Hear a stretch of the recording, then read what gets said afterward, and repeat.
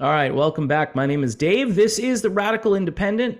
This is the podcast version of the show, so you don't have to look at my ugly face the entire time. Trump campaign targets DeSantis and his votes in Congress on Medicare and Social Security. Remember when the Republican Party was fiscally conservative, right? And they were worried that these programs would run out of money. And I think people should still be worried about that. And I haven't actually looked at the votes that DeSantis took. I'm assuming that he voted to raise the retirement age, or he voted maybe to make it a little bit more difficult for people to get Medicare and Social Security.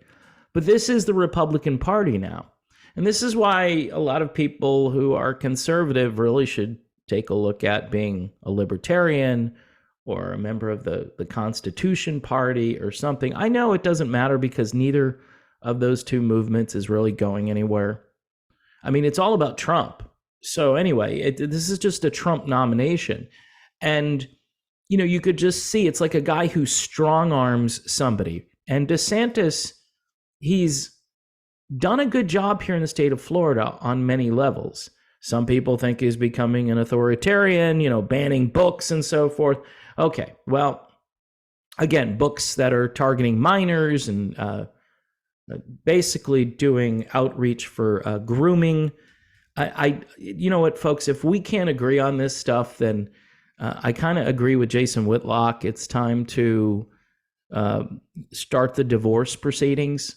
It just is.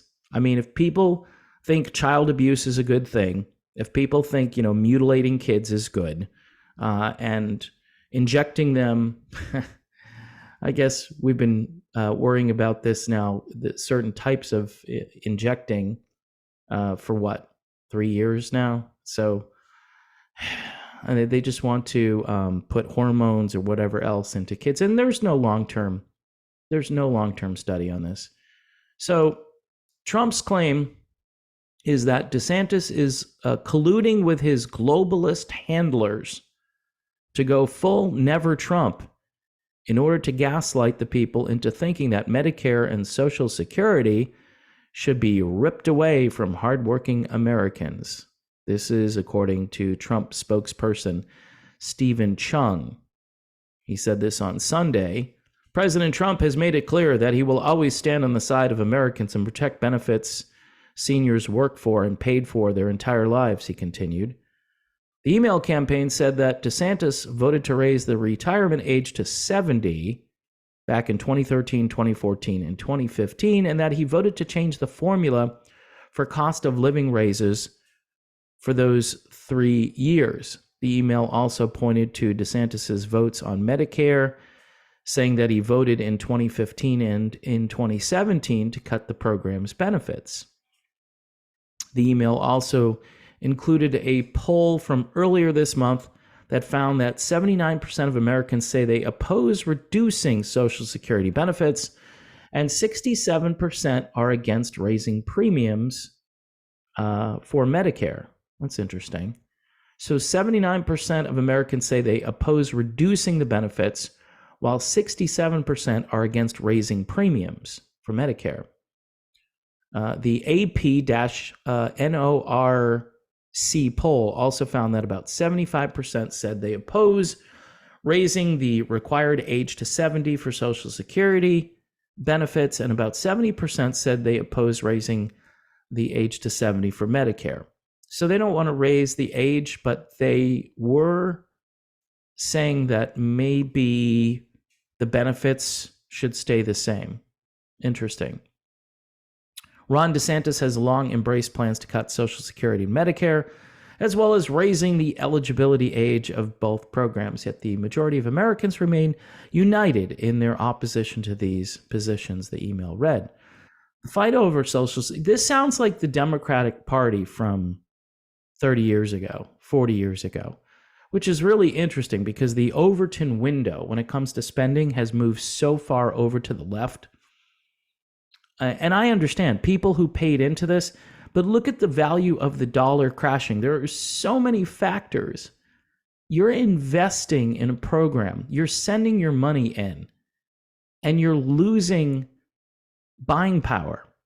So I do understand why people, if they think it through, hey, I put money into this and I'm getting ripped off now. But I'm pretty sure there have been a number of studies that if you put your money in some kind of a savings, like a medical savings, which people freak out, they'd rather have the government look after their money than a medical savings account of some kind. That's what they would rather do, which is weird because they've been trained that the government has solutions to all their problems. I'm not defending DeSantis. I understand why people would balk at the notion that their Social Security and Medicare benefits should be cut, especially since the government has their policies have exploded inflation and have decreased the value of the dollar, and now you have soaring interest rates. So if you're paying a mortgage or you're buying a house these days, trying to pay a mortgage, you don't want any more expenses coming in there. So this looks like Trump is being compassionate. This is the third rail of American politics. You don't mess with Social Security and Medicare, but yet no solutions by either side, really. I mean, the fact that DeSantis wanted to cut these programs, he should be explaining his votes, number one. And number two, he should outline what's going to happen if we don't deal with these entitlement programs, because that's what they are. They're entitlement programs. And, you know, whether you think these are a good idea or not, Americans have been convinced to get very little back when it comes to their investment. You know, they pay in and they get the minimum back, where I'm pretty sure if you consulted with a financial expert, I think you could do far better if you had paid into this program, you know, for 30 years. But now it's too late for a lot of people. Most people who are really interested in this are people who are nearing retirement and are thinking to themselves, don't mess with this program. And so it's a pretty popular message. It's really interesting how the Republican Party has changed, though. And yeah, is DeSantis more neocon than Trump is? They say here he's got globalist handlers. Man, if that's true, if DeSantis really is in bed with those folks, and he might be, I'm not saying he isn't, Trump's going to just run away with this. It's not even going to be close. But there are people that are getting tired of the Trump baggage, and they're just looking at the lesser of two evils. And meanwhile, there are candidates that are more on the fringe that are interesting to me. JFK Jr., sorry, he very interesting to me. Now, you may say, well, he's going to be all for entitlement programs, and yeah, he's going to be generally for the little guy, and he's not going to be for the globalist takeover of the world, because essentially that's what he's been fighting most of his life. And people will cite his work as a environmental lawyer. You hear this is his description, and I was outraged by the way his candidacy was described. I would take him over both DeSantis and Trump. First of all, I want DeSantis to stay in Florida, manage the affairs of Florida. And I think Trump, he shook up the system. He definitely shook it up. But I'm really worried that in a general election, and Charles, who is a commentator who's been on my show a couple of times, he and I both agreed that this would be enough to get Trump the nomination, but then he would lose to either Biden or Gavin Newsom or whoever they put on the ticket in 2024. I'm not 100% convinced it's going to be Biden as of yet, although he's starting to talk about how he's going to run, he's going to announce soon, even though he can't find the door on his way out of a room after giving a speech. He can't find the door. He's got to be directed. And so we shall see. The American people, though, deserve better. They deserve a leader who is in control of his faculties, who's not narcissistic, who has the best interests of the country at heart. I know JFK Jr., a lot of people who are more on the right are concerned about some of his beliefs when it comes to cultural issues. But, he's made the rounds during the thing-demic. He's made the rounds on a lot of conservative outlets. So that should give people, I don't know about comfort or solace, but it should open people up to the idea that the political paradigm has changed. And yeah, voting for a Democrat would be pretty rough, especially for me. But who knows? Who knows? If we could take Biden out and have RFK Jr. on the ticket, you have a chance. You have a chance because he's still going to echo those working class themes, but he's going to do so in the context of, keeping you safe from authoritarianism. And I don't know anybody who's more qualified to do that. Now, again, he's got a communications problem. Listening to RFK Jr. speak is difficult. It's just a difficult task. And, I say this with compassion for the man because he certainly has a lot of great ideas. And what I'm thinking, though, is, unless there's an earthquake in the Republican Party, and even if Trump has to go to jail or something for a little while, which I don't see that happening, but if he does, maybe that will shake things up enough for a DeSantis victory. I just don't see that happening. The media is addicted to Donald Trump. People I talk to follow Trump like he's Jesus, and that scares the crap out of me. It just does, because I worry that people are in a cult and they're more concerned about a personality than they are about the issues. And when you ask people about these issues like Medicare and Social Security, they're old school Republicans who are going to tell you, yes, we need to keep those programs going. Whereas like 5 minutes ago, Republicans didn't do that. Well, Trump kind of, he knew that he had to take that issue off the table when he ran in 2016. And the Democrats didn't really fight him too much on it because he was serious. And for those of you who want a conservative, that's not what true conservatives do. They cut programs. They look for ways to save money. But in today's environment, I get it. You know why I get it? Because people are on the short end of the stick. It's like the student loan debate.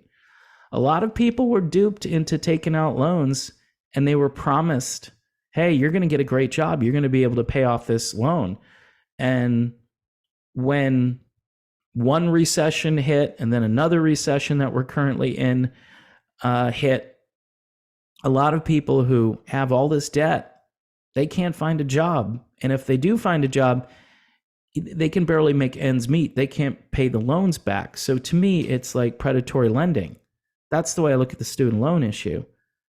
I mean, just wipe it out. We do the same thing when we print money. We're wiping out, we're digitizing or monetizing debt, and we typically do it for large corporations, but we're not willing to do it for somebody who was duped into taking out a loan that they can't pay for. People say, well, they shouldn't have taken the loan out. I paid my loan off. This person shouldn't have done it. Well, I got news for you.